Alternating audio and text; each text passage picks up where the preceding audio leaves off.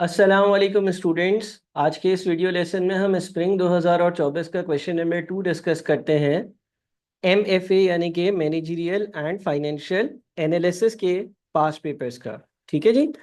और ये जो क्वेश्चन है ये पर्टेन करता है D layering, outsourcing, down sizing, इस तरह की टर्म्स से।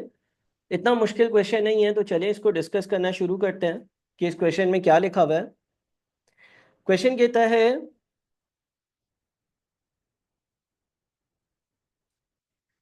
क्वेश्चन कहता है कि presented below are scenarios of three entities. तीन मुख्तलिफ एंटिटीज के सिनेरियोज दिए हुए हैं, each confronting unique challenges necessitating structural changes. और तीन आपको सिनेरियोज दिए हुए हैं। रिक्वायरमेंट देखें अगर, तो रिक्वायरमेंट ए जो है वो ये कहती है कि briefly explain the strategies of outsourcing. Outsourcing क्या है इसको एक्सप्लेन करो। रीस्ट्रक्चरिंग क्या है इसको एक्सप्लेन करो। डाउन साइजिंग क्या है इसको एक्सप्लेन करो। डी लेयरिंग क्या है इसको एक्सप्लेन करो।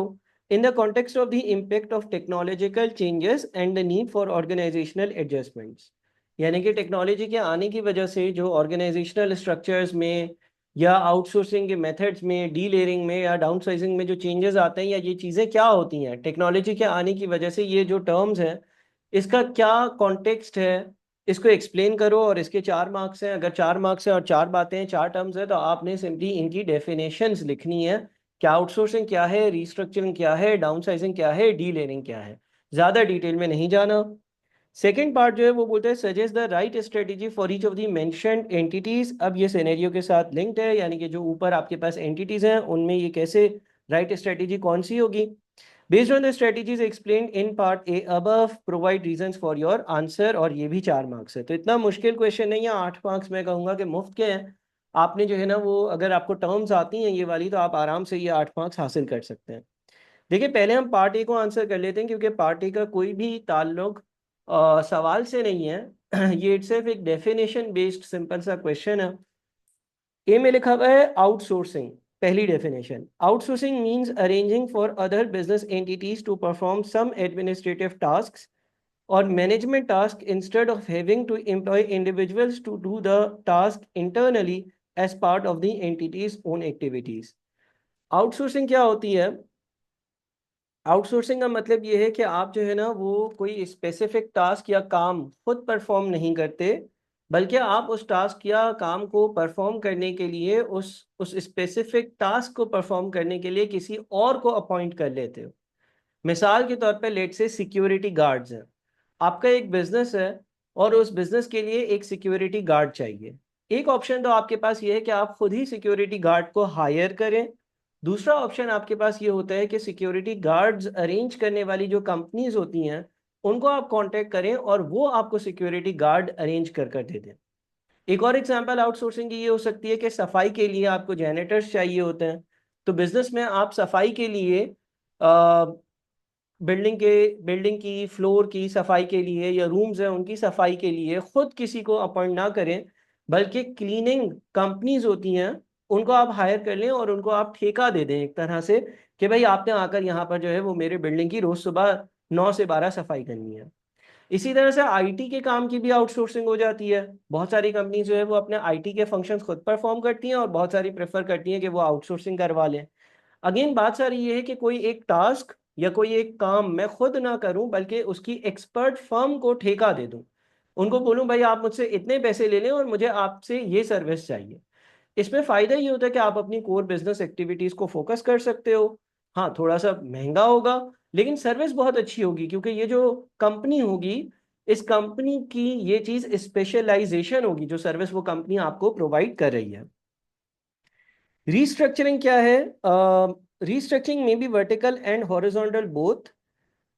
Different organizations merge functions, sections, and departments according to the technological advancement and continuously restructure the organizational structure. Like real-time online data availability has shifted the regional decision making into centralized decisions. Restructuring का मतलब ये होता है कि जिस तरह से आपका करंट बिजनेस एक्टिविटीज और करंट काम कंडक्ट हो रहा था उसकी उसका नेचर चेंज कर दिया जाए।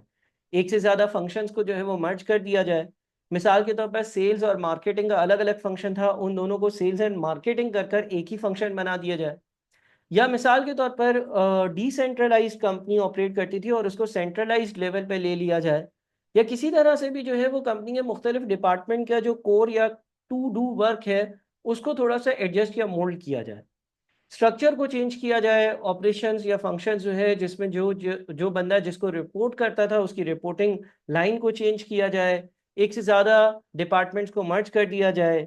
मिसाल के तौर पर लेट से एक कंपनी है, उसके 4 अलग अलग प्रोविंसेस में 4 ऑफिस थे, रीस्ट्रक्चरिंग कर कर उन 4 फंक्शंस को कंबाइन कर दिया जाए। मिसाल के तौर पर एक कंपनी थी जिसके 4 मुख्तलिफ प्रोविंसेस में मार्केटिंग डिपार्टमेंट्स थे 4। अब कंपनी ये सोच रही है कि भाई नहीं, हम इसको रीस्ट्रक्चर करते हैं और एक मार्केटिंग डिपार्टमेंट होगा हेड ऑफिस में जो पूरे मुल्क में सारी की सारी मार्केटिंग स्ट्रेटेजीज बनाएगा। तो इस तरह के कोई भी चेंजेस हो, वो चेंजेस वर्टिकल भी हो सकते हैं, हॉरिजॉन्टल भी हो सकते हैं। हॉरिजॉन्टल का मतलब होता है सेम लेवल पर एक ही जैसे 2 डिपार्टमेंट्स। वर्टिकल का मतलब ये होता है कि प्रोग्रेशन में। अच्छा, फिर है डाउन साइजिंग। डाउन साइजिंग क्या है भाई? Means a reduction in size of a business entity. It does not necessarily mean that the business entity is selling fewer goods or services. It means that its business activities are conducted by a smaller number of people. लोगों को कम कर दिया जाए। एक काम करने के लिए 4 लोग थे, अब एक ही बंदा हो। एक काम करने के लिए 8 लोग थे, अब 3 लोग हों। तो सर ये डाउन साइजिंग से क्या बिजनेस को नुकसान नहीं पहुंचेगा? टेक्नोलॉजी के आने की वजह से तो कुछ टूल्स ऐसे आ गए हैं कि आपका काम एफिशिएंटली हो जाता है। जो काम पहले 4 लोग करते थे शायद वो एक बंदा कर पाता है, उसके लिए ये करना पॉसिबल होता है। और इसीलिए कंपनी जो है वो डाउन साइजिंग के ऑप्शन के लिए जाती हैं ताकि वो अपनी सैलरीज जो है उसके एक्सपेंस को कम कर सकें। डीलेयरिंग means removing one or more levels of management in the entities organizational structure. Delayering का मतलब होता है कि एक लेवल को ही बिल्कुल खत्म कर दिया जाए। देखिए ट्रेडिशनली क्या होता था कि एक स्ट्रेटेजिक या टॉप मोस्ट लेवल होता है, उसके बाद एक टेक्निकल या मैनेजरियल लेवल होता है, और एक ऑपरेशनल स्टाफ होता है। ठीक है, STO या SMO, strategic top most level, technical managerial level और एक ऑपरेशनल लेवल। आप समझ लें एक अकाउंटिंग की फर्म है। ठीक है, एक अकाउंटिंग की फर्म है और वो जो है ना वो मुख्तलिफ कंपनी का हिसाब किताब करती है। तो ऑपरेशनल लेवल के लोग जो होंगे ना वो होंगे जो डबल एंट्रीज पास कर रहे हैं, बुक कीपिंग कर रहे हैं, सेल्स जर्नल बना रहे हैं, परचेज जर्नल बना रहे हैं, इस तरह की चीज़ें बना रहे हैं। जब वो ये चीज़ें बना लेंगे तो वो मैनेजर के पास आएंगे, अपना काम भी रिव्यू करवाएंगे, और उसके बाद मैनेजर जो है उनके साथ बैठकर या खुद से, उसका टास्क होगा अगर तो वो खुद से statement of financial position, statement of profit and loss, ये जो फाइनल अकाउंट्स होते हैं ये बनाएगा। जब ये काम हो जाएगा तो वो फर्म के पार्टनर के पास काम रिव्यू और फाइनलाइजेशन के लिए जाएगा। ठीक है, अब टेक्नोलॉजी के आने की वजह से कुछ ऐसा हुआ है कि ये वाला जो स्टाफ है जो बीच में होता है ना, ये बहुत ज़्यादा सफ़र कर रहा है। ऐसे अकाउंटिंग सॉफ्टवेयर आते हैं जिनको आप डबल एंट्रीज बताओ, वो खुद ही statement of financial position, statement of profit and loss account बनाकर दे देंगे। वो खुद ही आपको आपकी गलतियां बता देंगे, वो खुद ही आपके काम को रिव्यू कर लेंगे। यानी कि जो काम बीच वाले लोग करते थे ना, उसकी शायद अब इतनी ज़रूरत नहीं है। तो इसका मतलब ये हो गया कि डी लेयरिंग का जो मतलब होता है ना वो ये होता है कि किसी एक स्टाफ की लेयर को उड़ा देना। अब हमारी एग्जांपल से ये समझ आ रहा है कि कंपनी में अगर लेट से पहले 4 मैनेजर्स होते थे तो अब एक मैनेजर भी काफ़ी होगा, क्योंकि जो काम मैनेजर करता था वही काम अब इरेलीवेंट हो गया, वही काम ऑटोमेटेड हो गया। अब ऑपरेशनल स्टाफ काम करेगा, हाँ शायद उसका एक बार झलक एक देखने के लिए, एक आधा सिंगल रिव्यू करने के लिए, बने हुए डॉक्यूमेंट्स को देख लेने के लिए और अपनी तसल्ली कर लेने के लिए एक मैनेजर 4 मैनेजर्स की जगह काफ़ी होगा। और वो काम आगे जो है वो जो पार्टनर्स होंगे फर्म के या जो हायर लेवल ऑफ मैनेजमेंट होगी जो एंड में साइन ऑफ करती हैं डॉक्यूमेंट्स को, उसको प्रेजेंट कर दी जा सकती है। तो ये होता है डीलेयरिंग का मतलब। अब इस सवाल के सिनेरियोज में इन चीज़ों को अप्लाई करना था। पहला सिनेरियो पढ़ते हैं। Easy Foods EF, a long-standing frozen food item producer with a large workforce, has started using automatic production and packaging machinery. एक कंपनी थी, अब वो ऑटोमेशन की तरफ जा रही है। उसकी वर्कफोर्स बहुत पहले ज़्यादा होती थी, अब चीज़ें ऑटोमेट हो रही हैं। Automatic production and packaging machinery which is greatly reduced manual work and production time. इसकी वजह से जो मैनुअल काम है वो कम हो गया है, प्रोडक्शन जल्दी होने लगी है, प्रोडक्शन का टाइम रिड्यूस हो गया है। As a result 45% of the work force now faces reduced hours और नो वर्क। और इसकी वजह से 45% लोग ऐसे हैं जिनके पास बहुत कम काम है या ना होने के बराबर काम है। अब इजी फूड्स जो है उसके लिए जो यहाँ पर सोल्यूशन दिया हुआ है वो डाउन साइजिंग है। डाउन साइजिंग क्यों सोल्यूशन दिया हुआ है, डेफिनेशन पर अगर हम दोबारा से जाएंगे तो डाउन साइजिंग का मतलब क्या होता था। डाउन साइजिंग का मतलब ये होता था कि काम करने वाले लोग जो है ना वो आप कर दें कम। सर डी लेयरिंग में भी तो कुछ ऐसा ही होता था, हाँ, लेकिन डी लेयरिंग में एक मैनेजमेंट का लेवल खत्म होता था। यहाँ पर ओवरऑल जब ऑटोमेशन हो रही है तो हो सकता है ऑपरेशनल स्टाफ भी कम चाहिए हो सकता है कि ऑपरेशनल स्टाफ भी कम चाहिए हो सकता है कि मैनेजरियल स्टाफ भी कम चाहिए हो, यानी कि लोगों को ही कम कर रहे हैं। और यहाँ पर ये चीज़ इस चीज़ से भी हाईलाइट करी जा सकती है कि सवाल में ये कीवर्ड था कि अभी लार्ज वर्क फोर्स है, सवाल में ये कीवर्ड था कि अब 45% लोग फारिग रहते हैं तो उनको निकालना पड़ेगा। इस तरह की बातें करी हुई थी। तो क्या कहते हैं भाई, कहते हैं रीजनिंग ये है कि with the introduction of automatic production and packaging machinery leading to a reduced need for manual labor, downsizing is a suitable solution। आप downsizing कर लें, आपकी cost बचेगी। This allows EF to align its workforce with a new technological landscape, ensuring cost effectiveness and improved efficiency। Efficiency तो improve हो गई होगी, साथ में आपकी cost जो है वो भी reduce हो जाएगी। इसके बाद अगला क्या है, spicy foods। SF is structured with multiple management levels, faces decision making challenges and delays in addressing issues। In a recent presentation to the CEO, Human Resource Department highlighted that technological advancements in SF have resulted in 40% overlapping duties across many levels of management। Overlapping duties का मतलब यह है कि एक ही काम एक से ज्यादा जगह पर हो रहा हो।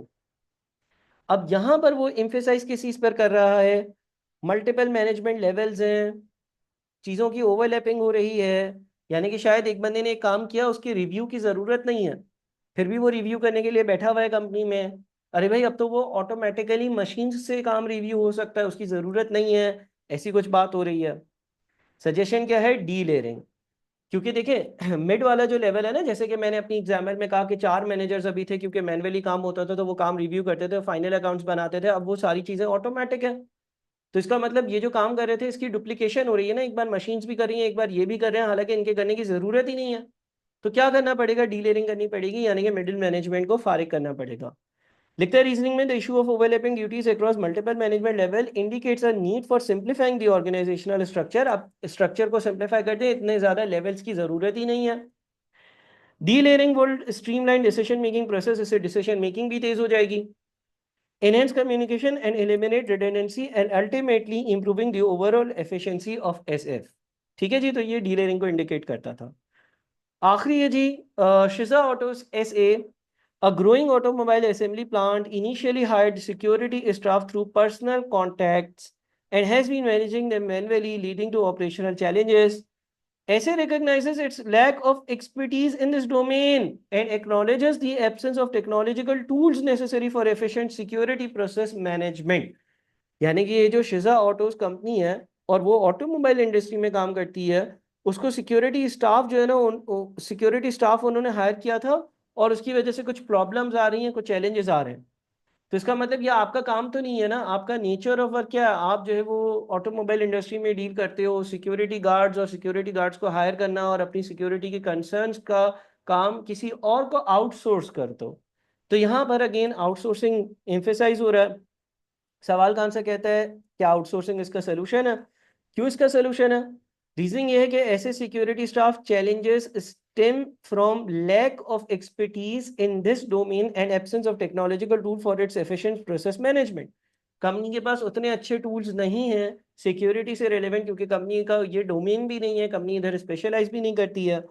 Outsourcing security services to specialized agencies can enhance the operational efficiency, ensure professional security management, and allow SA to focus on its core business activities। और कंपनी अपने कोर एक्टिविटीज पर फोकस कर सकेगी। तो ये था एक आंसर हमारा, और इसको मैंने डिस्कस किया, इसमें मुख्तलिफ टर्म्स आ रही थी, काइंडली इसको अच्छे से पढ़िएगा, समझिएगा, सुनिएगा, अपना बहुत ख्याल रखिएगा। कोई क्वेरी हो तो मुझसे ज़रूर पूछिएगा। Thank you so much. अल्लाह हाफिज़।